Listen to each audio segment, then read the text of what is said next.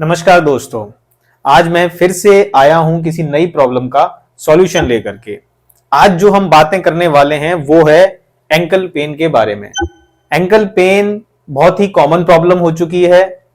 इसके लिए हम कई बार तरह तरह की मेडिसिन्स ले चुके हैं, जिसके बावजूद भी पेन रिमूव नहीं हुआ। कई बार हमें इंजेक्शंस लेने पड़े हैं और कई बार तो डॉक्टर ने हमें सजेस्ट भी किया है कि आप इसका ऑपरेशन भी करवाएं। बट क्या ये सॉल्यूशन है? ऑपरेट करने के बाद क्या परमानेंट एंकल पेन रिमूव होगा? क्या ये बार बार मेडिसिन लेने के बाद एंकल पेन रिमूव होगा? इसकी कोई गारंटी नहीं है और अधिकतर लोगों में देखा गया है प्रॉब्लम फिर भी परसिस्ट रहती है। कुछ रिलीफ मिलता है, प्रॉब्लम कुछ समय के बाद फिर से आ जाती है।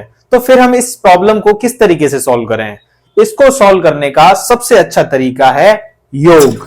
योग में इस एंकल के लिए बहुत ही विशेष तरीके से, सटीक तरीके से कुछ ऐसे सीक्वेंसेस डिजाइन करे गए हैं जो एंकल को रिलीफ देता है और आप एंकल के पेन को कंट्रोल कर सकते हो होल लाइफ। और हो सकता है जितने जितने आप प्रैक्टिस में इंप्रूव करते जाओगे, आप इस एंकल पेन को परमानेंटली रिमूव भी कर सकते हो और आप एक हाई लेवल पर इस एंकल की मोबिलिटी को इंक्रीज कर सकते हो।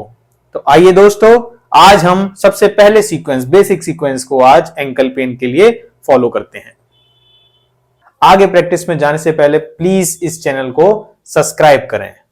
एक्सरसाइज से पहले हमें समझना होगा कि हमारे एंकल में किस हिस्से में पेन होता है। हो सकता है कि हमारे इस हिस्से में पेन हो रहा है, या हो सकता है इस हिस्से से ऊपर के पूरे एरिया में पेन है, या हो सकता है इस उभरे हुए हिस्से से पूरे नीचे के एरिया में पेन है, या इस उभरे हुए हिस्से में पेन है, या इससे ऊपर के हिस्से में पेन है,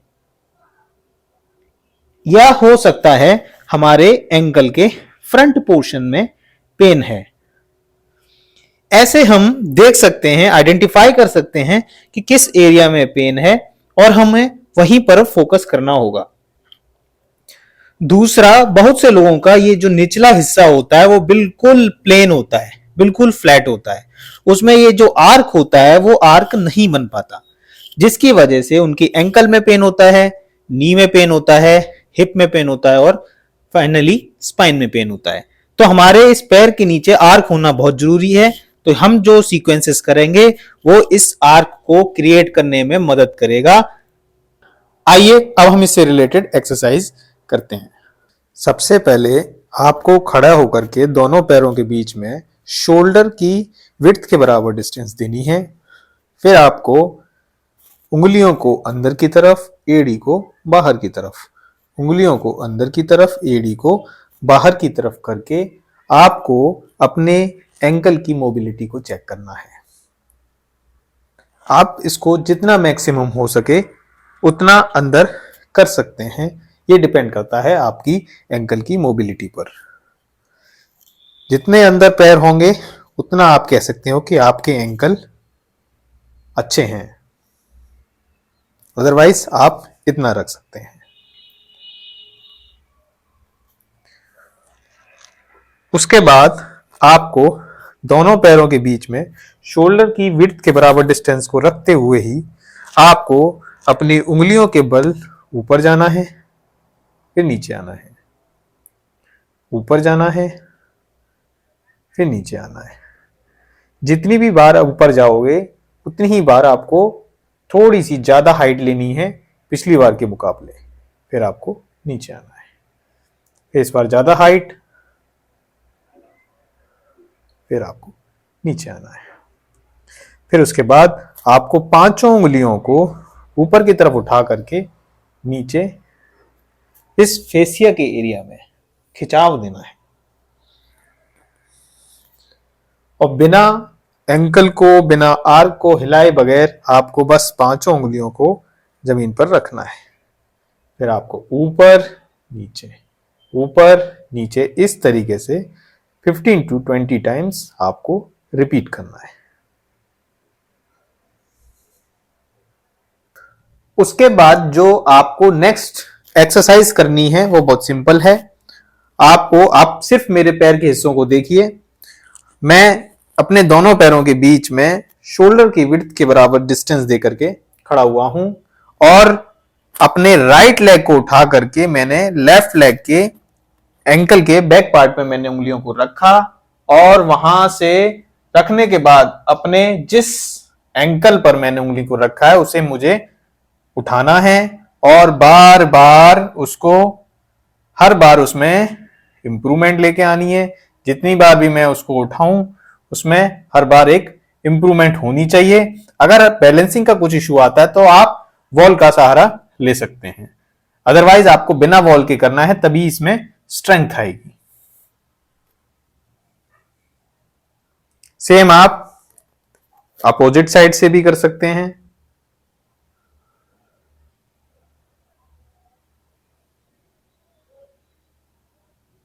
ऐसे करके आप कम से कम 15 to 20 टाइम्स तक इसे रिपीट करें। फिर नेक्स्ट आसन में आपको क्या करना है, आपको दोनों हैंड्स को आगे की तरफ लेना है, एक पैर पीछे और एक पैर आगे की तरफ लेना है और फिर आपको पंजों के बल ऊपर उठना है, मैक्सिमम एड़ियों को ऊपर लेना है और वहां से आपको बिल्कुल पीछे जाना है, एड़ियों को रखना है, फिर ऊपर लेके आना है, फिर पीछे रखना है। इस तरीके से आपको ये एक्सरसाइज रिपीट करनी है एटलीस्ट 15 to 20 टाइम्स। सेम आप लेफ्ट साइड से भी कर सकते हैं या कहें अपोजिट साइड से कर सकते हैं। इसमें भी आपको ऐसे ही 15 to 20 टाइम्स फॉलो करना है।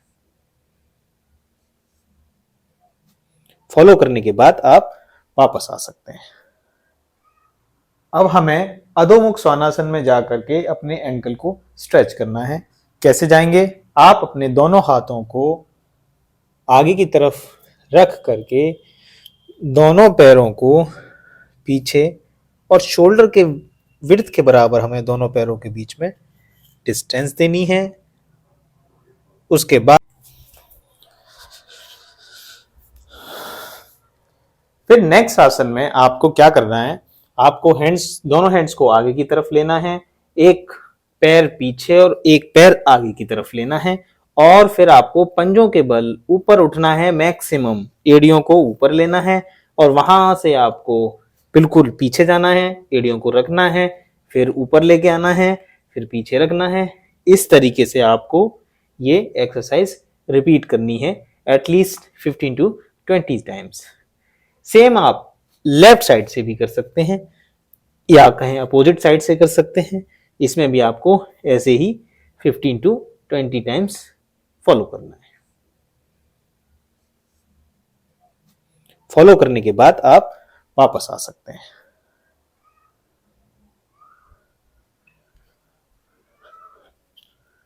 बाद हमें थोड़ा उंगलियों को अंदर, एड़ी को बाहर, उंगलियों को अंदर और एड़ी को बाहर रखना है और मैक्सिमम अपनी एड़ियों को ऊपर उठाना है ताकि हमारे एंकल में मोबिलिटी आए। यहां पर आप 30 सेकंड्स तक रुक सकते हैं।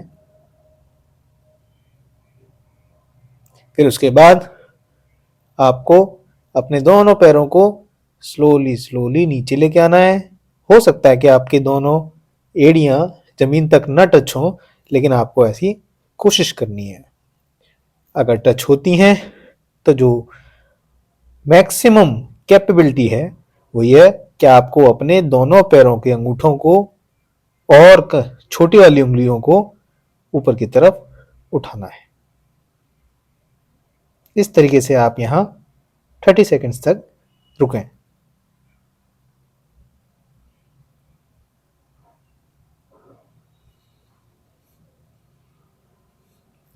फिर आपको ऊपर आना है, फिर आपको नीचे जाना है, फिर ऊपर आना है, फिर नीचे जाना है। 15 to 20 टाइम्स तक आप इसे रिपीट करें। अब आपको जो नेक्स्ट आसन करना है उस आसन का नाम है त्रिकोणासन। यह आसन आपके एंकल के बैक पार्ट के लिए बहुत ही इंपॉर्टेंट है। इससे आप देखोगे अभी इस आसन को करते वक्त कि किस तरीके से एंकल पर प्रेशर आ रहा है और एंकल की मसल्स स्ट्रेंथन हो रही हैं, राइट। तो उसके लिए आपको सही तरीके से त्रिकोणासन करना आना चाहिए और आपको सीधा खड़ा होना है, दोनों हाथों को कमर पर लेना है और दोनों पैरों के बीच में हमें डिस्टेंस देनी है 3.5 फीट की। इस सेम आसन को मैं अपनी फर्स्ट वीडियो में दिखा चुका हूं, आप करके वहां पूरी तरीके से डिटेल इंस्ट्रक्शंस दिए हैं, आप वहां पर जाकर के इसका रेफरेंस देख सकते हैं और पूरी आसन को आप चेक कर सकते हैं। आपको यहां से राइट लेग को 90 डिग्री बाहर की तरफ टर्न करना है। टर्न करने के बाद आपको थोड़ा कमर पर ही हाथ रखते हुए नीचे की तरफ आना है, अपने पैर के पास नीचे की तरफ आना है और अपने इस हाथ से आपको एंकल को पकड़ना है अच्छे से। आप अगर एंकल नहीं पकड़ सकते हैं तो आप थोड़ा सा ऊपर पकड़ सकते हैं, लेकिन हमें कोशिश करनी है एंकल पकड़ना है। एंकल पकड़ने के बाद अब आपको जो विशेष ध्यान देने की जो बात है वो यह कि हमारा जो पैर है और पैर का निचला हिस्सा है वो अच्छे से जमीन पर चिपका हुआ होना चाहिए। बट अक्सर एंकल की डिफॉर्मिटी की वजह से हमारा पैर साइड में यहां से यह आर्क ऊपर की तरफ उठने लगता है। यह टेंडेंसीज आपको अपने पैर में देखनी है। हमें उसके लिए अपने पैर को अंदर की तरफ शिफ्ट करना है और इसका मतलब यह नहीं कि दूसरा हिस्सा जमीन से ऊपर उठ जाएगा, नहीं, वो भी अच्छे से चिपका होगा। पांचों उंगलियों को उठाइए, आर्क को जमीन पर रखिए, दोनों हिस्से पूरे पैर के निचले हिस्सा जमीन पे चिपका हुआ होना चाहिए। और अगर ये आपका नहीं चिपक रहा है तो आप घुटने को थोड़ा टेढ़ा करिए, फिर देखिए किस तरीके से पैर फर्म है जमीन पर। उसके बाद आपको बिना कुछ पैर की कोई भी उंगली, पैर का निचला हिस्सा कुछ भी हिलाए बिना आपको सिर्फ और सिर्फ घुटना सीधा करना है। सिर्फ और सिर्फ घुटना सीधा करना है, घुटना सीधा करना है। फिर आपको देखना है कि कितनी डिफिकल्टी फील हो रही है। ये पैर वापस जमीन से ऊपर उठ करके आ रहा है, वो हमें वापस वहीं प्रेस करना है। और इस प्रक्रिया को आपको बार बार करके देखना है। इस तरीके से आप पाएंगे कि आपका एंकल में कुछ फिक्सेस हो रहे हैं। कोशिश करें लास्ट टाइम पे कम से कम 30 सेकंड तक वापस ऐसे रुकें सही पोजीशन में। उसके बाद जब 30 सेकंड पूरे हो जाएं, वापस आना है, लेग को अंदर करना है, त्रिकोणासन से बाहर आना है। सेम पोजीशन को आप लेफ्ट साइड से भी कर सकते हैं। इसके बाद जो हम आसन करने वाले हैं वो बहुत ही बेनिफिशियल आसन है जिसका नाम है वृक्षासन। हमें क्या करना है, दीवार के सहारे अच्छे से खड़ा होना है। एक हाथ से हमें पैर के एंकल को पकड़ना है और उसको इस तरीके से पेल्विस के बिल्कुल रूट में जाकर के हमें लगाना है और हमें पैर को इस तरीके से रखना है। आप देख सकते हो इसको अच्छे से किस तरीके से मैंने पैर को रखा हुआ है। और इस हाथ से अपने नी को थोड़ा सा पीछे की ओर करेंगे, सेंटर में आएंगे, हाथ को आप कमर पर रख सकते हैं। यह वृक्षासन है। इस आसन को आप कम से कम 15 to 20 सेकंड्स तक आप इस तरीके से इसी पोजीशन में रहेंगे। उसके बाद यहीं से इस आसन में वापस आना है। उसके बाद लेफ्ट साइड से ट्राई करना है। आपको लेफ्ट एंकल को पकड़ करके रूट में रखना है। हो सकता है कि आप अपने पैर को यहां तक न ला सकें, हो सकता है कि आप यहां तक ला सकें, बट आपकी पैर की जो डायरेक्शन है वो इस तरीके से होनी चाहिए। घुटना पीछे और कोशिश करें ये ज्यादा ऊपर आ जाए तो सबसे ज्यादा बेनिफिशियल होगा। आपको रूट में रखना है, वृक्षासन में रुकना है और 15 to 20 टाइम्स यहां पर इस तरीके से स्टे करना है। स्टे करने के बाद आप यहां से वापस आ सकते हैं। तो आज आपने देखा, हमने एंकल से रिलेटेड एक्सरसाइजेस करी। सारे सीक्वेंसेस को आपको ऐसे के ऐसे ही फॉलो करना है और आपको सबसे जो विशेष बात है ऑब्जर्व करना है कि एक्सरसाइज करते वक्त कौन से एरिया में ज्यादा स्ट्रेच आया था, कौन सा एरिया ज्यादा वीक है जिसमें आपको दर्द हो रहा है। वहां पर थोड़ा सा ईज मोड में आकर के आपको एक्सरसाइज करनी है और धीमे धीमे करके आपको अपनी स्ट्रेंथ बनानी है। इस तरीके से आप प्रोग्रेस कर सकेंगे। अगर आपको नी से रिलेटेड पूरे सीक्वेंसेस को फॉलो करना है, ज्यादा प्रैक्टिस करनी है, पूरे शरीर से लेकर के डिफरेंट डिफरेंट एरियाज में मैं वीडियो बना चुका हूं, बना रहा हूं, तो आपको और डिटेल में स्टडी करना है, आप मुझे कांटेक्ट कर सकते हैं इस ईमेल आईडी के थ्रू। आप लिख सकते हैं कि मैं रेगुलर ऑनलाइन क्लासेस अटेंड करना चाहता हूं या करना चाहती हूं, तो मैं आपको फिर वहां से आगे की इंस्ट्रक्शंस बताऊंगा किस तरीके से आप क्लासेस को ज्वाइन कर सकते हो।